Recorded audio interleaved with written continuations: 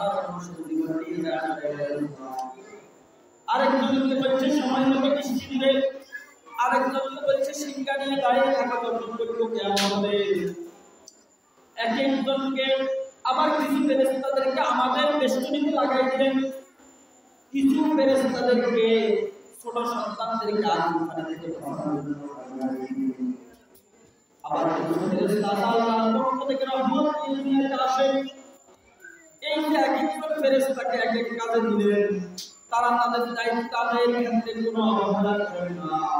লা ইয়াসুনাল্লাহ মা আমারু, তারা তাদের দায়িত্ব আদায়ের ক্ষেত্রে কিন্তু অবহেলা করেন না। তারা তাদের দায়িত্ব যথাযথ আদায় করেন। দুনিয়ার পুলিশরা তাদের উপরের কর্ম কর্তা না থাকবে বাস এক জায়গায় বসে থাকে, কিন্তু এই ফেরেশতারা একটুও বসে থাকে না। এরা তাদের নিজের কর্ম করতেই থাকে। তাদেরকে তাদের লোক যে আদেশ দিয়েছে তাই আপনি কখন মিথ্যা বলেন এটা লেখা হয় না, আপনি কখন নামাজ ছেড়ে দিলে লেখা হয়, আপনি কখন মানুষের টাকা পয়সা মানুষের পকেট কখন মেরে দিতে লেখা হয়, আপনি কখন আপনি কখন মানুষের গীবত করেন সেটাও লেখা হয়, আপনি কোন পক্ষের কথা বলেন কোন দলের কথা বলেন সেটাও লেখা হয়। আপনি ইসলামী আলেম ওলামার বিপক্ষে ইসলামী দলের বিপক্ষে কথা বলেন সেটাও লেখা হয়। আপনি যাহা করেন তা লেখা হয়। আবার আপনি যদি ভালো কাজ করেন সেটাও লেখা হয়। আপনি যদি সত্য বলেন সেটা লেখা হয়। আপনি যদি নামাজ পড়েন সেটা লেখা হয়। আপনি যদি কোরআন তেলাওয়াত করেন সেটাও লেখা হয়। তাদেরকে যে আদেশ দেওয়া হয় তা লেখা হয়। তাহলে সন্তানকে ভালোবাসি দুনিয়ার জন্য কিন্তু সন্তানদের পরকালে আনন্দ দিবে, সন্তানদের পরকালে সেই বিষয়ে আমরা সন্তান করি না। যদি সন্তানকে দ্বীন শিক্ষা দিতে পারি, যদি সন্তানকে ইলমে শিখাইতে পারি, তাহলে সন্তানের দুনিয়াও সুন্দর হবে, সন্তানের পরকালও সুন্দর হবে, সন্তানের কবর হবে সন্তান হাউজে কাউসারের পানি পাবে, সন্তান আরশে আজিমের নিচে ছায়া পাবে, সন্তান দুনিয়ার নিচে জায়গায় পার হয়ে যাবে, সন্তান বিনা হিসেবে জান্নাত পেয়ে যাবে যদি আমি সন্তান করি। এই জন্য একজন মা বাবার দায়িত্ব হলো সন্তানকে দিন শিখানো, এটা আমাদের দায়িত্ব। সন্তানকে দিন শিখানো, যদি কোনো পিতা মাতা সন্তানকে দিন না শিখায়, এই দিন না শিখানোর কারণে ছেলেটা নামাজে জানে না, ছেলেটা অজু গোসল জানে না, রোজা জানে না, মিথ্যা বলে, গীবত করে, আল্লাহর দ্বীনের বিপক্ষে বলে, কোরআন তেলাওয়াত করতে পারে না, কোরআনের বিপক্ষে বলে, কোরআনের প্রতিষ্ঠানের বিপক্ষে বলে, গুনাহ করতে করতে করতে করতে যদি ছেলেটা জাহান্নামী হয়ে যায়, তো যখন জাহান্নামের কথা হবে, যাও তাকে জাহান্নামে দিয়ে দাও, একে জাহান্নামে দিয়ে দাও।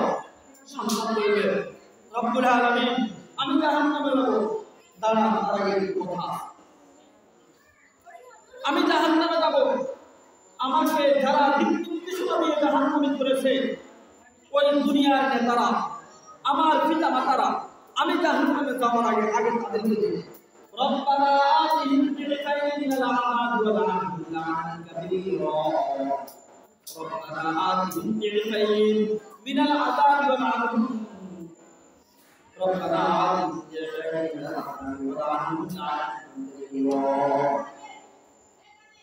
রব্বুল আলামিন আমাকে জাহান্নামে দিবেন, আফসোস নেই, তবে যাদের দিক নির্দেশনা ভুলের কারণে আজকে আমি জাহান্নামে, তাদেরকেও জাহান্নামে দিতে হবে। শুধু জাহান্নামে দিলে হবে না, তাদেরকে আতিহিম বিখাইরিন, তাদের আযাব আমার থেকে বেশি হতে হবে। বলেন নাউযুবিল্লাহ। একজন পিতা মাতার বিরুদ্ধে সন্তান কর্তৃত্ব করবে, একজন দলীয় নেতার বিপক্ষে তার দলের কর্মীরা রুজু করবে। আল্লাহ যাদের ভুল দিক নির্দেশনার কারণে আমি জাহান্নামে, আমাকে জাহান্নামে যাওয়ার আগে তাদেরকে দেন, আমাকে যে পরিমাণ শাস্তি দিবেন তাদেরকে তার ডবল দেন। এটা থেকে বড় আফসোস আর কি হতে পারে? একটা সন্তান যদি তার বাবা মার বিরুদ্ধে অভিযোগ করে, তার থেকে বড় কোনো দুর্ভাগ্য আর হতে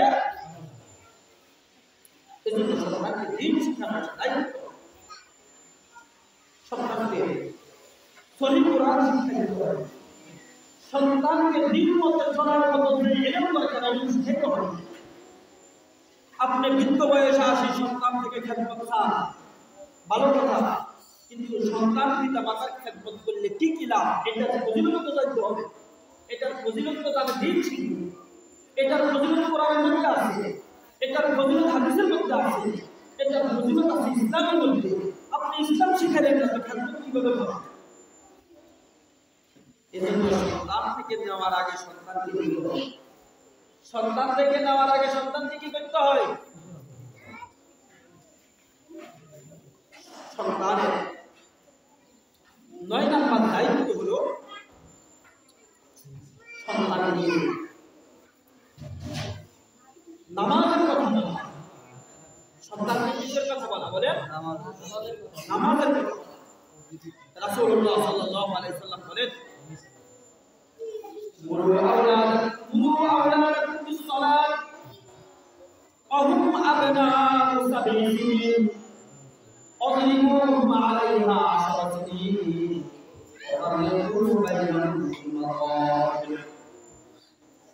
সন্তান, তোমরা তোমাদের সন্তানদেরকে নামাজের কথা বলো যখন সন্তানের বয়স 7 বছর হবে, আর সন্তানকে নামাজের জন্য সন্তানের বয়স 7 বছর হলে সন্তানকে নামাজের কথা বলো, 10 বছর হলে সন্তানকে নামাজের জন্য মারো।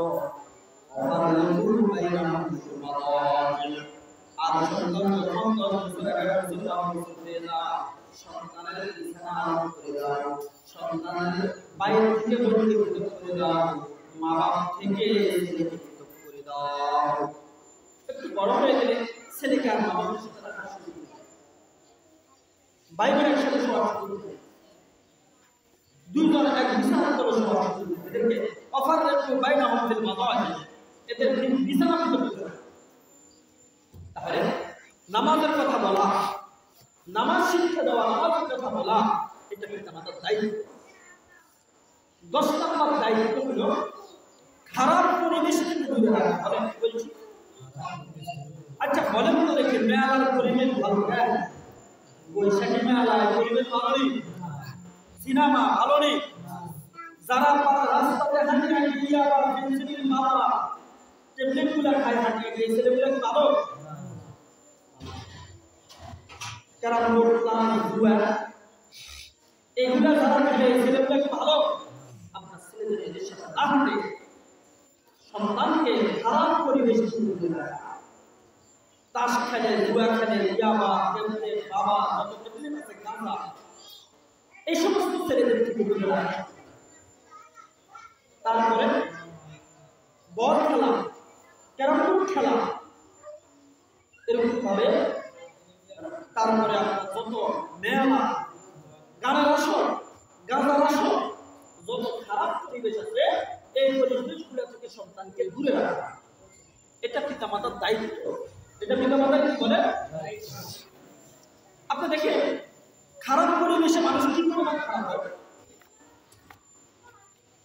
নূহ আলাইহিস সালামের ছেলে, নূহ আলাইহিস সালামের ছেলে, নবীর সাথে তার বাবা, নূহ আলাইহিস সালাম কিন্তু বাবা, তার সাথে তেমন কোনো কিছু সম্পর্ক ওই হাঁটাহাঁটি কিন্তু সব এলোমেলোগুলোর সাথে।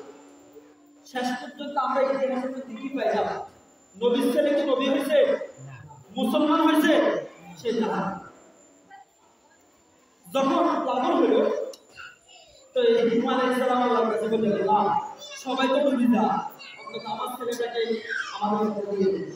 রাসূল সাল্লাল্লাহু আলাইহি ওয়াসাল্লাম আল্লাহ বললেন, না, সে তোমার পরিবারের লোক নয়, সে মুসলমান হয়ে গেল তোমার পরিবারের লোক, সে তোমার পরিবারের লোক ছেলেও মা। আর দেখেন তার বিপরীতে আসহাবে কাহাফের সূরা কাহাফের মধ্যে আছে, আসহাবে কাহাফ তারা যে গর্তের মধ্যে ছিল, এই গর্তকে পাহাড়ের একটা কাটি পুকুর, জান্নাতের মধ্যে একটা কাটি থেকে আসহাবে কাহাফের।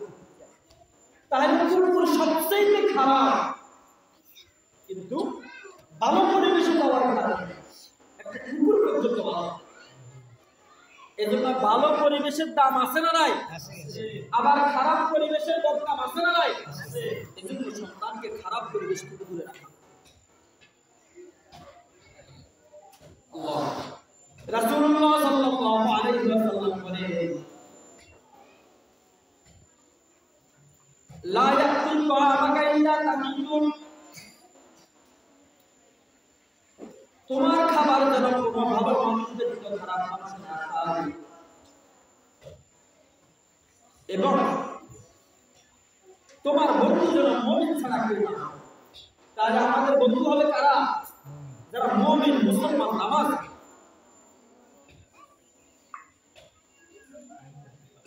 লা তুসাহিব ইল্লা মুমিনান ওয়া লা ইয়াকুল তাআমাকা ইল্লা তাকিয়ুন, তোমার